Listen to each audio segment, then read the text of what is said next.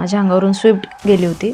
स्टेजवर परफॉर्म करताना तुम्हाला आतून काय फील यायची? स्टेज बद्दल भीती नव्हती कधीच, कारण लहानपणापासून स्टेज डेअरिंग होती मला. MLA ग्रुपनी जबराट मूवी का पाहावा असं तुम्हाला वाटतं? त्यामध्ये प्रेम आहे, कॉलेज लाईफ आहे, मस्ती आहे, धमाल आहे, म्युझिक आहे. फेम हे सक्सेस नाहीये, मी कधीच नाही म्हणणार, कारण फेम आज आहे उद्या नसणार आहे. पूर्वीची हिंदवी आणि आत्ताची हिंदवी काय फरक वाटतो तुम्हाला? पूर्वीची हिंदवी खूप रागीट आणि तडकीफड होती, आता ती खूप शांत झाली आहे. फेम सोबत आलेली सर्वात फनी गोष्ट काय? सकाळी उठलं की भजन सुरू व्हायचं घरात, ओव्या सुरू व्हायच्या, झाडू मारताना, रांगोळी काढताना, दळताना.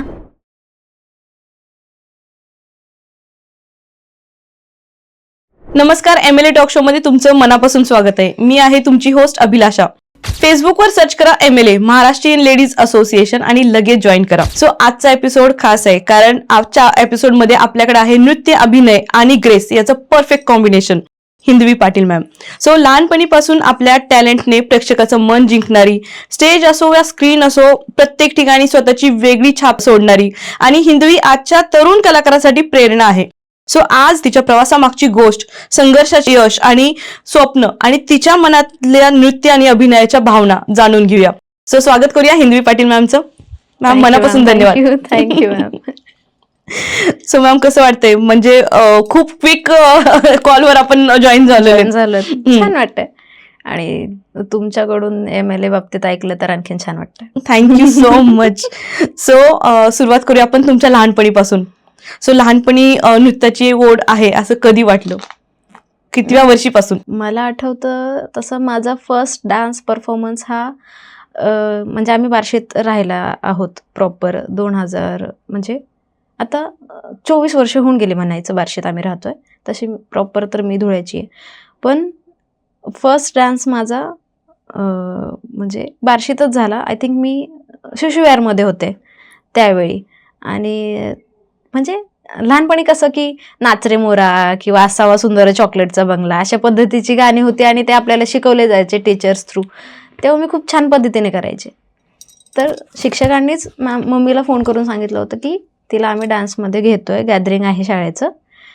तेव्हापासून त्या गोष्टी मला समजल्या की हा माझी ही आवड आहे, आणि मी सेम टीव्हीत बघून ते करत होते. तर तिथून सुरुवात झाली खरं तर डान्सची. सुपर. सो डान्स सोबत तुम्ही ऍक्टिंग पण खूप सुंदर करतात. सो तुमचं प्रेफरन्स जास्त कशाला असतो, की डान्सला की ऍक्टिंगला? दोन्हीला हो, असतं. हो. ओके. सो आज जिथं आहात, मीन्स आज डान्स आणि ऍक्टिंगच्या पूर्ण उंच शिखरावर आहात, तर कुठला एक कठीण टप्पा तुमच्या जीवनामध्ये आला की इथं म्हणजे अडकळलात तुम्ही असं? तसं म्हणायला गेलं तर म्हणजे ह्या फील्डमध्ये, डान्स फील्डमध्ये येऊन मला जवळपास 2.5 वर्ष होऊन गेलेत प्रॉपरली मी काम करते. तर सुरुवातीच्या काळात माझा नुकताच ॲक्सिडेंट झालेला होता. माझ्या अंगावरून स्विफ्ट गेली होती, तर माझं पायाला खूप मोठी इंजुरी झाली होती. मला चालता येत नव्हतं. मी 15-20 दिवस आय थिंक बेड रेस्टला होते. त्यानंतर माझ्या पायाची जखम ओलीच होती, म्हणजे जो माझ्या अंगठ्याखालचा खड्डा आहे तो तसाच होता. त्यातून मग ते रक्त येणं असेल, सेप्टिक झालेलं होतं, माझी पळपळ खूप व्हायची. पण त्याच्यात पण मी परफॉर्म करत होते. स्टेजवर असल्यानंतर डान्स करताना ते इतकं जाणवायचं नाही, पण नंतर संध्याकाळी खूप त्रास व्हायचा, आणि ती गोष्ट पार करण्यात मला खूप त्रास झालेला आहे. ओके.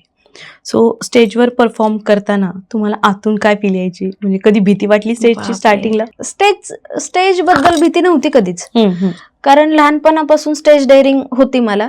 कारण मी स्कूलमध्ये असताना खूप साऱ्या ॲक्टिव्हिटीजमध्ये भाग घ्यायचे, म्हणजे वक्तृत्व असेल किंवा ड्रॉइंग असेल, त्यानंतर डान्स असेल. मी नॅशनल प्लेयर होते थ्रोबॉलची, मी हॅट्रिक केलेलं आहे. तर त्याच्यामुळे ह्या सगळ्या गोष्टींची भीती कधीच नाही वाटली. असा एखादा परफॉर्मन्स जो खोलवर मनात म्हणजे मनाशी शिवलेला आहे, असं कुठला परफॉर्मन्स? बाई ग. हो. सगळ्यात जवळचा आहे तो, माझ्या खूप जवळचा आहे. सुपर. सो कधी तर आपण लाईव्ह पण पाहायला मिळेल आम्हाला. सो नृत्याने तुम्हाला आयुष्यात काय शिकवलं? नृत्याने खूप काही शिकवलंय. म्हणजे नृत्य, गायन, जेही कला आहे आपल्या भारताचं, जे ट्रेडिशन आहे, ते असं आहे की तुम्ही कितीही त्रासात असाल ना, तर ते तुम्हाला त्यातून बाहेर काढू शकतं. कितीही तुम्ही त्रासात असू देत. आता आपण थोडंसं सॅड असलोत ना, आणि तुम्ही तुमच्या आवडीचे गाणे ऐका, तुमचा मूड चेंज व्हायला वेळ नाही लागणार. तसंच डान्स आहे. तुमचा थकवा कधी निघून जाईल, आणि तुम्ही डान्स केल्यानंतर जे थकता ना, त्याचा आनंद खूप वेगळा असतो. त्यामुळे मला असं वाटतं की शांतता आहे याच्यामध्ये. सो डान्स बॅकग्राऊंड असल्यामुळं तुम्हाला ऍक्टिंगमध्ये काही ॲडव्हान्टेजेस मिळाले का? खूप काही, भरपूर. कारण नवरस हे डान्समध्ये पण आहेत आणि नवरस हे ऍक्टिंगमध्ये पण आहेत. बरोबर. फक्त एक्सप्रेस करण्याच्या थोड्याशा गोष्टी वेगवेगळ्या आहेत. पण फेशियल जवळपास मला कनेक्ट करून आणतात ह्या दोन्ही गोष्टी. त्यामुळं सगळ्यात प्लस पॉईंट हा आहे माझा की मी डान्सर पण आहे आणि त्या गोष्टीचा मला ऍक्टिंगमध्ये खूप काही म्हणजे काय म्हणतात त्याला ॲडव्हान्टेज भेटतोय. बरोबर बरोबर. सो तुम्हाला फ्युचरमध्ये कोणत्या कोणत्या भूमिका करायला आवडतील? स्पेशली ड्रीम रोल म्हणतो ना आपण, ड्रीम रोल. की मला हा रोल करायचा आहे. मला असं वाटतं की मी विलनचा रोल खूप बेस्ट करू शकते. ओके. मी विलनचा रोल खूप बेस्ट करेन हे मला माहिती आहे. म्हणजे खूप क्वचित लोक असतात की जे असं बोलतात किंवा एवढं कॉन्फिडेंटली सांगतात. हो. आता खूप जणींना असं हिरोईन व्हायचंय, हिरो व्हायचंय किंवा कोणाला असं बेस्ट बायोग्राफीमध्ये काम करायचंय. मलाही करायचंय, बट ॲज अ विलन जर तुम्ही एक वेगळी छाप जर सोडत असाल तर तुम्ही कुठल्याही रोलमध्ये जाऊ शकता. तुम्हाला गरज नाही की तुम्ही हिरोईन म्हणूनच बाहेर पडलं पाहिजे. मी अशा मताची. प्रत्येकाचं मत वेगळं असू शकतं. बरोबर बरोबर. सो ह्या सगळ्या करिअरमध्ये कधी सेल्फ डाऊट आला तुम्हाला की आता नाही, आता थांबवायचंय आपल्याला हे? नाही, कधीच नाही. मला टेन्शन येतं. सेल्फ डाऊट कधीच येत नाही. मला टेन्शन येतं की पुढं काय करायचंय मला. कारण मला लाईनच नाही, मला बॉर्डर नाहीये. माझ्या प्रोफेशनला बॉर्डर ही गोष्टच नाहीये की इथपर्यंत जायचंय. मला अख्खं रान मोकळंय माझ्यासाठी. मग ते ऍक्टिंग असो किंवा डान्स असो, मला एक्सप्रेस करता येतं सगळं काही. मला कुठेच बॉर्डर नाही, लाईन नाही. फक्त करायचंय काय आणि जायचंय कुठपर्यंत हे माहित नसतं. ते युनिव्हर्स तुमच्या हातात आणून ठेवतं. बरोबर. आणि मग कळतं की हे आता सध्या हे समोर आहे, हे करायचंय आणि इथपर्यंत जायचंय. तेवढ्यापुरतंच टार्गेट आहे माझं. आणि ते एकदा क्लिअर झालं की परत विचार येतो डोक्यात, आता ह्याच्या पुढे काय येणार आहे आपल्यासोबत, काय येणार आहे समोर, किंवा कुठला मूवी येणार आहे, किंवा आता आपण कुठं जाणार आहे शोला, काहीच माहित नाहीये मला. त्यामुळे सगळं इंटरेस्टिंग असतं. सो तुम्ही मूवीचं बद्दल बोललात. आता आपला मराठी मूवी येतोय जबराट, आणि त्याच निमित्ताने आपण भेटलोय आणि त्याच्याबद्दलच आपण थोडंसं जाणूया. पहिले तर जबराटची भूमिका तुम्हाला कशी मिळाली? तुम्ही ऑडिशन दिलं होतं कसं? नाही, मी ऑडिशन नव्हतं दिलं. पण ज्या आपल्या प्रोड्युसर डायरेक्टर आहेत प्रगतीताई, त्यांनी मला कॉन्टॅक्ट केलं होतं. दुपारी कॉन्टॅक्ट झाला आणि संध्याकाळी मीटिंग झाली. त्यांनी मला सांगितलं की अशी मूवी आहे आणि याच्यामध्ये असं रोल आहे तुझं आणि ही 2 गाणी आहेत. मी विदिन अ सेकंड त्यांना हो बोलले आणि ते म्हणला की तुला आवडेल करायला? म्हणलं हो, का नाही आवडणार. मग त्यानंतर आम्ही जवळपास 1 महिना वर्कशॉप घेतला होता ताईंनी. त्याच्यामध्ये मग त्यांनी सगळ्या गोष्टी शिकवल्या, सांगितल्या. आम्ही त्या पद्धतीने सगळं काही केलं आणि खूप मजा केली. सुपर. सो तुमच्या रोलबद्दल थोडंसं सांगा ना मला, जबराट बोललं. अच्छा. विषय असा आहे की खूप सिक्रेट असा रोल आहे. तो मी जो रिव्हील नाही करू शकत सध्या तरी. आणि माझी लावणी तर सगळ्यांनी पाहिलीच आहे. 2 लावण्या आहेत त्यात. एक बैठकीची आहे आणि एक फडाची लावणी आहे. त्या तर जवळपास सगळ्यांनीच पाहिल्यात आणि खूप प्रेम भेटतंय जबराटच्या त्या दोन्ही लावण्यांना. पण जे कॅरेक्टर आहे ते पहिल्यांदा सगळ्यांच्या समोर येत आहे की सुरेली नाव आहे माझं त्या कॅरेक्टरचं. तर पहिल्यांदाच सगळे मला नऊवारीतून डायरेक्ट जे आहे मी खरी, खूप साधी सिंपल चुडीदारमध्ये राहणारी मुलगी, तर जशी मी आहे तशी मला ते पहिल्यांदा ऍक्ट करताना पाहणार आहेत. त्याच्यामुळे मी स्वतः खूप एक्साइटेड आहे. वाव. शूटिंगच्या दरम्यानचा एखादा किस्सा, फेमस नाही, मनाला टच केलेला किस्सा असा? विषय असा आहे की सगळ्यांकडे त्यांच्या बीटीएसचे व्हिडिओज आहेत आणि माझ्याकडे नाही आहेत. अरे. कारण ताईंनी बजावलं होतं की सेटवरती फोन यूज करायचा नाही आणि मग मी आज्ञाधारी. त्याच्यामुळे माझ्याकडे माझे बीटीएस फोटोज किंवा छोटेसे व्हिडिओज नाही आहेत.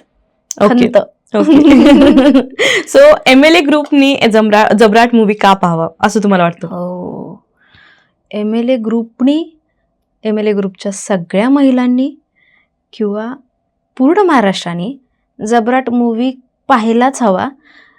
कारण त्यामध्ये प्रेम आहे, कॉलेज लाईफ आहे, मस्ती आहे, धमाल आहे, म्युझिक आहे, महिलांवरती, मुलींवरती खूप साऱ्या गोष्टी आहेत की म्हणजे प्रत्येक मुलगी, प्रत्येक महिला ती कनेक्ट करून जाते त्या रोलशी किंवा त्या पात्राशी, की अरे आपल्यासोबत हे घडलंय. म्हणजे पावला पावलावरती तुम्हाला ते फील होणार आहे. तुम्ही ट्रेलरमध्ये पण पाहिलं असेल, सगळ्या गोष्टी ओपनली दाखवल्या नाहीयेत, सिक्रेटलीच ठेवल्यात. तसंच प्रत्येक पात्र त्यामध्ये काही ना काही एक सिक्रेट ठेवतंय. बर. म्हणजे खूप डेंजर आणि काय म्हणतात त्याला, सिक्रेट, दोन्ही एकत्र अशा गोष्टी आहेत की म्हणजे मला खूप जणांचा फोन आला की हिंदवी नेमकं आहे काय ट्रेलरमध्ये. म्हणलं तुम्ही पहा, तुम्ही जरी तुम्हाला समजलं नाही ट्रेलर, तर तुम्हाला पिक्चरमध्ये समजेल की अरे ही गोष्ट ट्रेलरमध्ये इथे कनेक्ट होते. त्यामुळे तर नक्कीच पाहायला पाहिजे की तुम्ही कुठे ना कुठे तुमचं पात्र तिथं जगणार आहात. आतापर्यंत एवढ्या भूमिका केल्या, त्यामधला तुमचा फेवरेट रोल कुठला आहे? सध्या तरी सुरेलीच आहे. कारण सुरेली खूप साधी सिंपल मुलगी आहे आणि खरंच रिअल लाईफ मध्ये हिंदवी पण तेवढीच साधी सिंपल आहे. तिला अशा म्हणजे वाव गोष्टी करायची गरज नाही किंवा तिचं राहणीमान पण तसंच आहे. त्यामुळे ते माझ्या खूप जवळचं पात्र आहे सुरेली. Super super.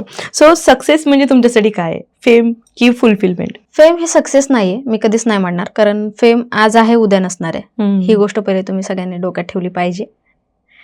फेम टिकून ठेवणं आपल्या हातात आहे, हे मी मान्य करते. मग तुम्हाला तिथपर्यंत पोहोचायला खूप काही सहन करावं लागणार आहे. आणि फुलफिल आपण तेव्हा होऊ की जेव्हा तुम्ही स्क्रीनवरती नसून सुद्धा तुम्ही सगळ्यांच्या मनात बसलेले असाल. हो, सुपर सुपर आन्सर होतं. आतापर्यंतचा एखादा फॅन मुवमेंट शेअर करा ना, की हार्ट टचिंग होता. खूप आहेत अशा फॅन मुवमेंट्स. मी म्हणजे काय सांगू, मला आठवतं की माझा वाढदिवस होता आणि एक असा जवळचा फॅन होता की तो माझ्यासाठी खूप लांबपर्यंत टू व्हीलरवरती केक घेऊन आला होता. अरे वा. आणि असं गोष्ट होती की तो मला म्हणजे आम्ही कनेक्ट होऊ शकत नव्हतो, कारण माझे फोन मी नंबर कधी कोणाला शेअर करत नव्हते त्यावेळी, किंवा माझा स्वतःचा ग्रुपही नव्हता त्यावेळी. मी दुसऱ्या एका ग्रुपमध्ये काम करत होती. आणि तो फॅन असा होता की त्यांनी ज्या गावात आम्ही शो करत होतो त्या गावात नेटवर्क नव्हतं आणि तो इंस्टाग्रामवर मला कॉल करत होता. आणि तो शोला होता, नाही असं नाही, मी पाहिलं पण. आणि मला एवढी सांगितलं की मी तुमच्यासाठी केक घेऊन आलोय. पण आम्ही इतकी गर्दी होती की आम्ही तिथे थांबणं पॉसिबल नव्हतं. आम्ही जवळपास पुण्याजवळ आलो, रांजणगावमध्ये आलो. त्यानंतर आम्ही केक कापला. त्याच्यासोबतची ती सगळी मुलं, त्यांनी तो आणलेला तो केक तो हातात घेऊन मागे असा बसलेला. म्हणजे त्यांनी इतकं सगळं जपलं होतं त्या गोष्टी. आणि असे खूप सारे फॅन्स आहेत जे लांबून लांबून भेटण्यासाठी येतात.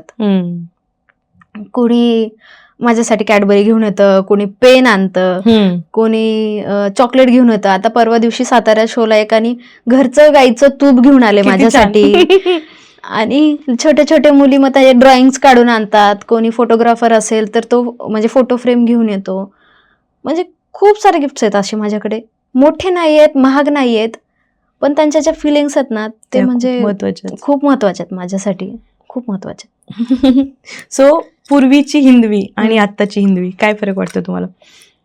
की पूर्वी कशी होती? डान्स मध्ये 3 वर्षापासून डान्स चालू केलाय आणि ऍक्टिंग पण.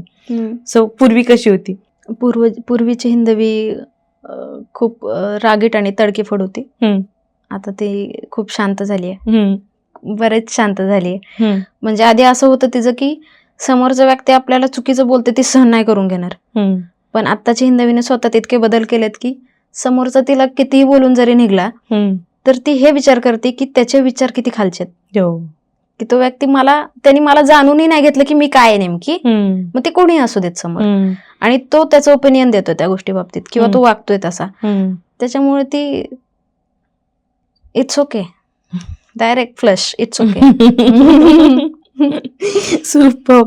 सो एक रॅपिड फायर राऊंड घेऊया, छोटासा. 3च प्रश्न आहेत. सो डान्स फ्लोअर की कॅमेरा? दोन्ही. सुपर.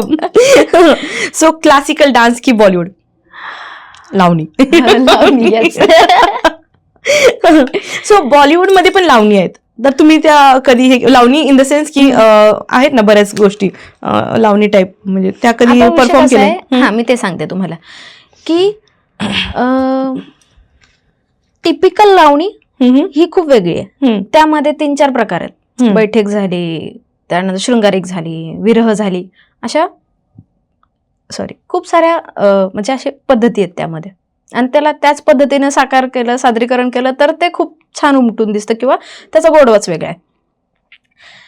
आता फ्युजन आलेत काही हो. लावणीत, बॉलिवूड टाईप लावणी आहे किंवा रिमिक्स केलेलं आहे किंवा त्यात कथक आणि लावणीचं मिश्रण केलेलं आहे किंवा आता एखादं हिंदी गाणं आहे पण त्याला लावणीचे बिट्स दिलेले आहेत. असे खूप सारे गाणे आहेत. आता काळानुसार बदलणं हे खूप इम्पॉर्टंट आहे, बरोबर. असं नाही की आपण आपली जी मूळ माते ती सोडतोय, पण मूळ मातेत आपल्याला वेगवेगळ्या गोष्टी पण ट्राय कराव्या लागतात. तर मग आतापर्यंत मी अजून तरी असं ट्राय नाही केलेलं, पण जर आला चान्स तर नक्कीच मी करेन. सो फेम सोबत आलेली सर्वात फनी गोष्ट काय? फेम सोबत आलेली सगळ्यात फनी गोष्ट की लोकांना अजूनही असं कन्फ्युजन आहे की मी संस्कृती धरून सगळ्या गोष्टी करतेय की नाही करत आहे. म्हणजे ते मला पाहतायत, म्हणजे पाहतायत मला, ते टीव्हीवर पाहतायत, युट्यूबला पाहतायत, इन्स्टाला पाहतायत, सगळीकडे पाहतायत. पण अशी काही लोक असतात ना, मी परत त्याच्यावर ते की विचार त्यांचे की एवढं सगळं तुम्ही कितीही चांगलं करा, तुम्ही तुमच्या फील्डमध्ये कितीही चांगलं करा, ते तुम्हाला नावच ठेवणार आहेत. एकतर त्यांना त्या स्वतः गोष्टी करायला भेटलेल्या नसतात, बरोबर. मी डायरेक्ट आहे ते सांगते. त्यांना ते स्वतः गोष्टी करायला भेटलेल्या नसतात किंवा त्यांना त्या फेम पर्यंत पोहोचता आलेलं नसतं. ते तुमच्या फक्त चुकाच काढणार आणि ते तुम्हाला त्याच्यावरतीच बोलणार आणि तुम्हाला ते असं गिल्ट मध्ये आणणार की यार आपण एवढं सगळं करतोय तरी पण लोक आपल्याला असे का बोलतात. प्रवाहाच्या उलट चाललीये मी आज मी 3 वर्ष झाले, सगळ्यांना स्टेज फील्ड माहिती आहे, आता शो सगळ्या म्हणजे अख्ख्या भारतात व्हायरल झालेत हे शो. पण मी अख्ख्या म्हणजे प्रवाहाच्या उलट पोहतीये तरी त्रास आहे म्हणजे आहेच. असं नाही की ते जे कमेंट करणारे लोक आहेत की त्यांनी माझं पेज चेक केलेलं नसतं, ते रोज माझ्या त्या फील्डवर आहेत किंवा ते पाहतायत. मग असं का? मग त्या गोष्टींचं हसायला येतं मला की आईला आपण काही केलं ना तरी ते पालत्या घड्यावर पाणीच आहे. त्यामुळे आपण लक्ष नाही द्यायचं, आपलं फोकस ठेवायचा. ते घोड्याला कसं असं लावलेलं असतं तशा टाईप आपण ते पळत राहायचं. मला वाटतं आता हिंदवी खुलली आहे. सुपर. सो आजच्या तरुण कलाकारांना तुम्ही काय सल्ला द्याल? विषय असा आहे की कला हा शब्द पहिले सगळ्यांनी समजून घ्यायला हवा, कारण कलेने वाढणारी गोष्ट ही कला असते. मग त्याला आकार कसा द्यायचा आहे, कल कसा द्यायचा आहे, तो आपल्या हातात आहे. तुम्ही तुमचा जो बेस आहे किंवा जे ओरिजिनल गोष्ट आहे ती नका सोडू. तुम्ही त्यात कुठलाही स्टाईल इन्व्हॉल्व करू शकता, बट जे ओरिजिनल आहे, जे प्युअर आहे ते सुटलं नाही पाहिजे. बरोबर. हा, सिच्युएशनली ते तुम्ही जाताय, ते करावं लागतंय, ते करणं गरजेचं आहे, ती वेगळी गोष्ट आहे. पण जी मूळ तुमची गोष्ट आहे, जी कला आहे, जे लोककला आहे, ती तुम्ही सोडू नका. आपल्या भारतात विविधतात एकता आहे, तशीच महाराष्ट्रात सुद्धा आहे. कारण महाराष्ट्राचे जे लोककला आहे आणि लोकसंगीत आहे ते कितीतरी आहे. आता फक्त आपल्याला लावणी माहिती आहे, धनगर गीत माहिती आहे, शेतकरी गीत माहिती आहे, पावरा माहिती आहे, ठीक आहे. पेरणी करताना सुद्धा गाणी आहेत, जात भरडताना सुद्धा ओव्या आहेत. मग कितीतरी गोष्टी आहेत ज्या आजकाल आजची पिढी कुठंतरी ते विसरत चालली आहे किंवा असं वाटतं की त्यात कुठंतरी आपल्या फॅमिलीचा पण हात आहे की आपण त्या गोष्टी त्यांना नाही सांगत आहेत किंवा नाही दाखवत आहेत. आधी कसं व्हायचं, आपल्या आजी, आजोबा, मम्मी सकाळी उठलं की भजन सुरू व्हायचं घरात, ओव्या सुरू व्हायच्या, झाडू मारताना, रांगोळी काढताना, दळताना. तर ह्या सगळ्या गोष्टी आपण झोपेत असतानाच असं गोधडी अंगावरती असायची आपल्याला, आपल्या ते कानावर पडायचं, मग आपण उठायचो. असं होतं लहानपणी. आणि आता नाहीये ती गोष्ट. तो वासुदेव नाहीये, तो पिंगळा नाहीये, ते म्हणजे नाही का प्रभात फेरीला येणारे ती लोक नाहीयेत. ह्या सगळ्या गोष्टी मी खूप मिस करते. आणि ह्या गोष्टी जर पुन्हा चालू झाल्या तर मराठी भाषेबाबतीत आणि आपल्या महाराष्ट्र बाबतीत सांगण्याची कोणाला गरज नाही पडणार की तुम्ही इथं आहात, इथं बोला, इथं आहात, इथं ही रिस्पेक्ट करा, मराठी भाषेची रिस्पेक्ट करा. कारण सुरुवात आपल्याला करावी लागणार आहे. बरोबर. खूप छान, खूप सुंदर. मॅम तुम्ही जबराटच्या निमित्ताने आम्हाला भेटलात, पण खरंच आता म्हणजे सगळ्यांचं मन जिंकून गेलं. Thank so you. थँक्यू, तुम्ही आज इकडे आलात आणि Thank आमच्यासोबत you so खूप छान much. कॅन्डिड गप्पा मारल्यात. मलाही खूप भारी वाटतंय. आणि 20 तारखेला आपला जबराट मूवी रिलीज होतोय. तर आपल्या जो ग्रुप आहे MLA group. MLA ग्रुप, त्याच्या सगळ्या महिलांनी यायचंय. आणि आय होप की मी तुम्हा सर्वांना भेटेन. मी खूप एक्साइटेड आहे कारण yes yes. Thank you ma'am, thank you. Thank you.